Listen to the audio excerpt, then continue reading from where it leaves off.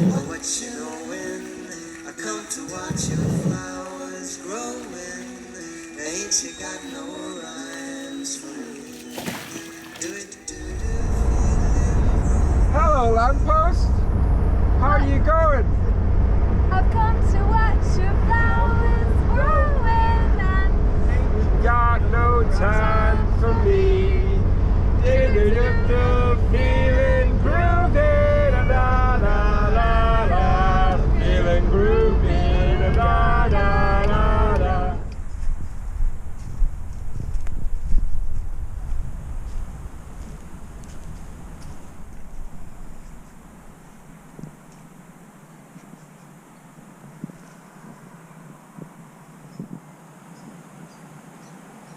Jesus.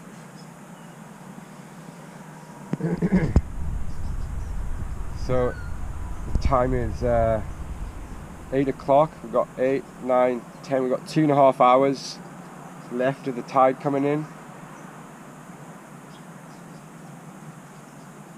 We need the boat to sit upright and float. You can see how much more water we've got to go. The water will come right up to that rock through here. There's a rock through there, so the edge. We've probably got another 4 foot. Ideally, 2 meters is 6.5 foot of water. The boat only needs 6 foot, so theoretically, when the tide comes in, she should sit upright and we should drive away. That's what I'm thinking. Because on a low tide, we had an inch under the, she was sitting almost dry. But with the high tide, luckily we've got the big full moon. She should float. She should just float. We should drive away. That's the best scenario. Worst scenario is she looks like this on a high tide, which she won't. She's going to start coming up. So we're going to put the canoe in and start cranking on the stern anchor. If she doesn't float at 2 o'clock and we can't pull it out with Bernie, a friend of ours, has got a boat. I've got another guy who's going to help. If it doesn't float at 2 o'clock, then when the tide goes out, we're going to dig some big holes right the way around the side on a low tide. It's risky because there is nippies in the water, little bities.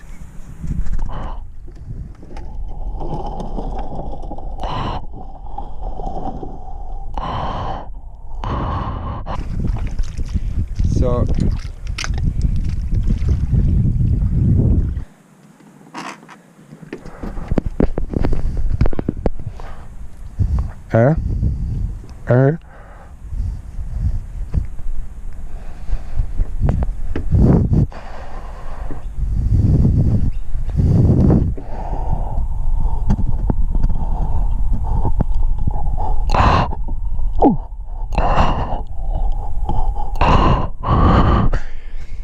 So we're gonna get on board, have a look down below and make sure that there's no water down below. There's a tiny bit of diesel. There's a tiny bit of diesel. We're gonna crank on this rope so it's tight. Do you have a bit of diesel port side in the water, but it's just a tiny bit. So there's Sims, turn them off. That's just from the bilge. When the boat's gone over, the water's gone from the bilge and up to the port side of the boat. When she sits upright a little bit, I'll be able to pump that out. There's probably only a spoonful of diesel in there. You know what it's like with one drop of diesel. It looks like you've contaminated the whole ocean. The whole ocean goes all pretty colour as well. Okay, we're going to do our best to try and siphon this out and get it out with buckets. This will help dramatically in the long run.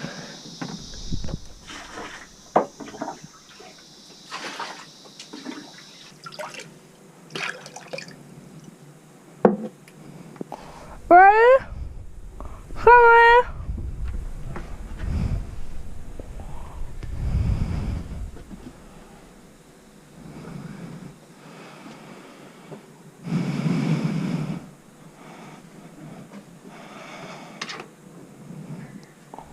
Come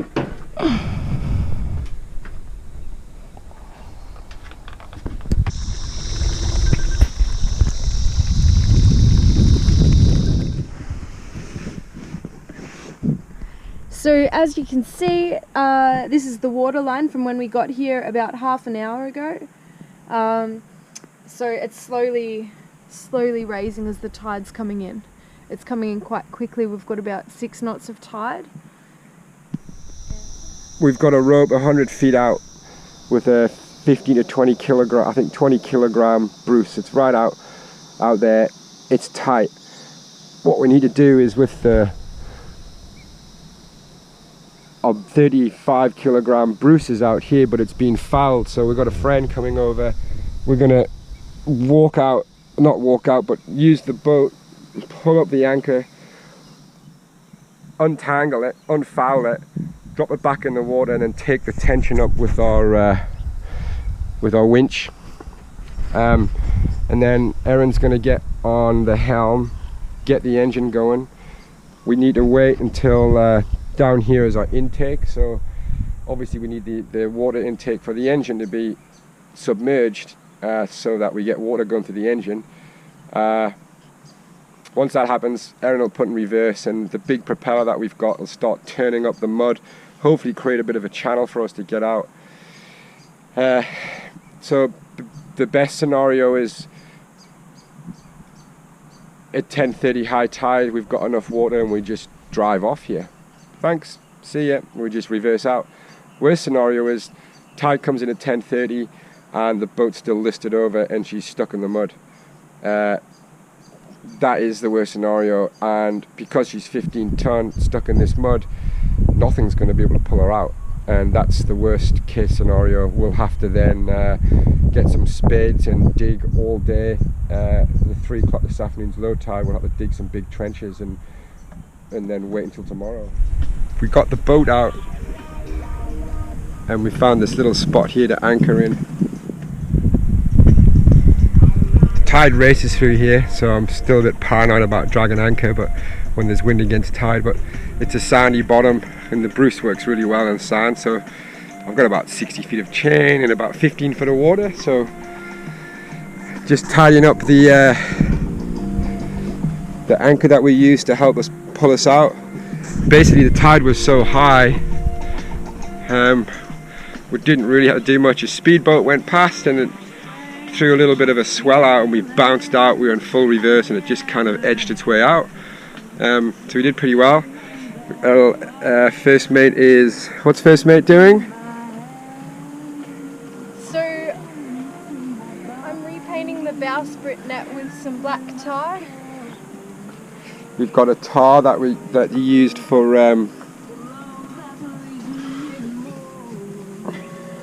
the bitumen paint, normally used to put underneath of cars in England to stop them rusting in the salt. So we're using that to paint the bowsprit. I tied some more knots and gave our net a bit more so we can climb out on it a bit easier. I've still left these ones open because that's where I'll pull up the buoys when we need to pull up. Yeah, it looks great, Erin. You can see. Go. I'll get it close up. Get it close. Slow down, you move too fast. You got to make the morning last. Just kicking down the cobbles, looking for fun and feeling groovy. It's great. I don't like it. Ba-da-da-da-da-da-da. Feeling groovy. So as you can see, painting the bowsprit netting with tar is quite a meditative process.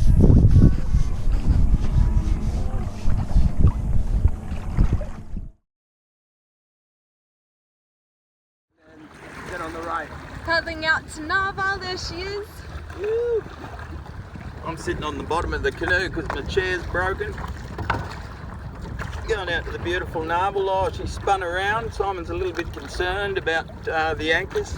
I put a stern anchor out the other side of the boat, so yeah. It means that the stern anchor is now probably wrapped around the main anchor, which means she can foul. It's about 25 foot deep, so it'll be difficult for me.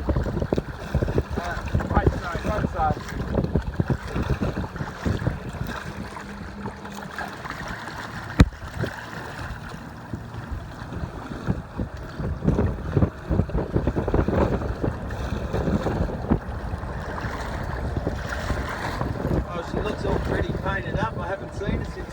Shell. Isn't she beautiful? Gorgeous. I gotta get some We painted her methyl. green. Get some methyl on there. Here's a little trick when I work.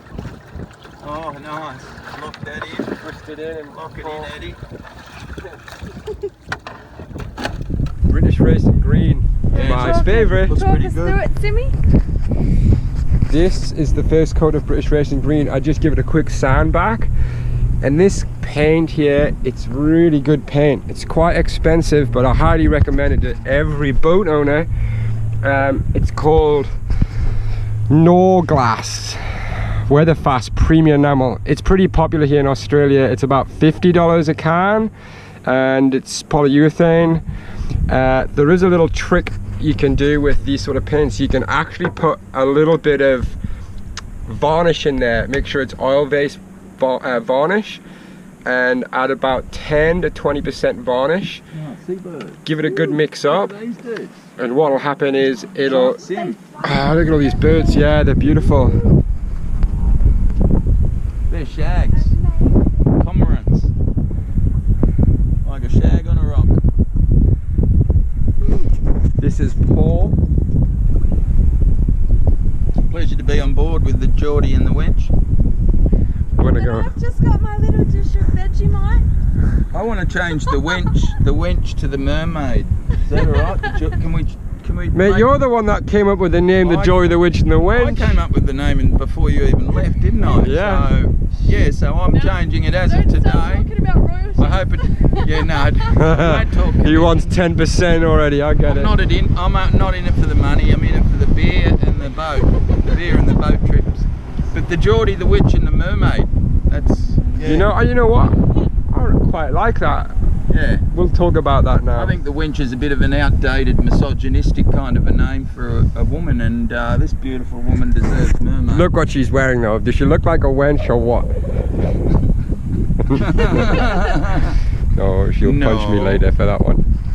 The Geordie, She smiles through grimaced teeth. the It's Geordie, all, yeah. the Narhval, and the mermaid. It doesn't have the same ring to it. No, Paul. it does. The Geordie, Witch, and the Wench. We've got to keep the original name, but So there we go. The Joy, the Witch, and the Wench. Wenches are tough. wenches are, and you're tough. Aaron's tough. You've seen it on the winch. The Wench on the The winch. Wench on the Winch. It looks like the second rattling from the top has come away, so we might need to re-whip that. The others are slightly frayed. You can see here and here, nothing that's superficial for now. But I'll just check the durability of them. I'm gonna go all the way up to the top. So that's what I'm gonna do now. Hello, lamppost, nice to see ya. We might get bombed by North Korea. We're getting close to World War III. So run for the shelters, feeling groovy. Feeling groovy. Ba-da-da-da-da-da-da. Feeling groovy.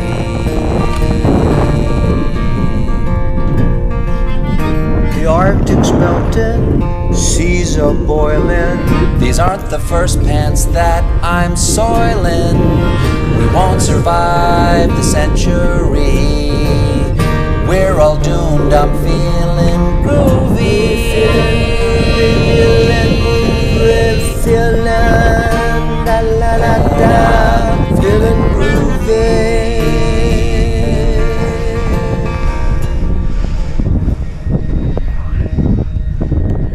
Okay, so you can see this top one's come loose. Just here, this string needs to be re-whipped. This one's come loose. That's about to snap. That did just snap. The boys are down there on the deck. Paulie's painting the second coat. Simmy's preparing that side.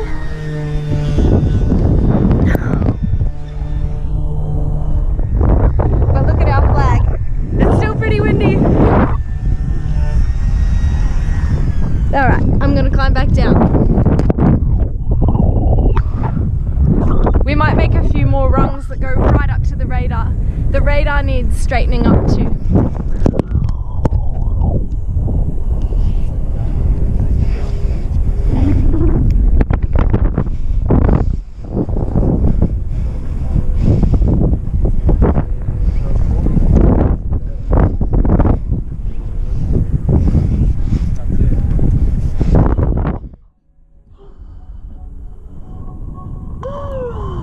You!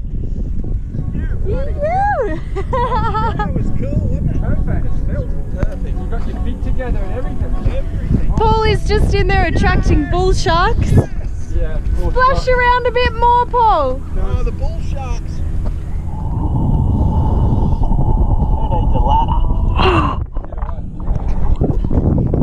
How's the water, Paul? Beautiful. How's my backflip? Excellent. No times to do, no promises to keep. I'm dappled and drowsy and ready to sleep like the morning time. I know it's better for me. Life, I love you. All is groovy. Da, da, da, da. All is groovy.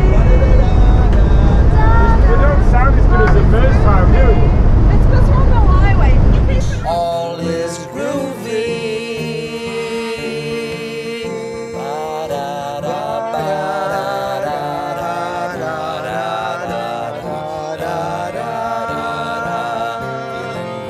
Feeling groovy.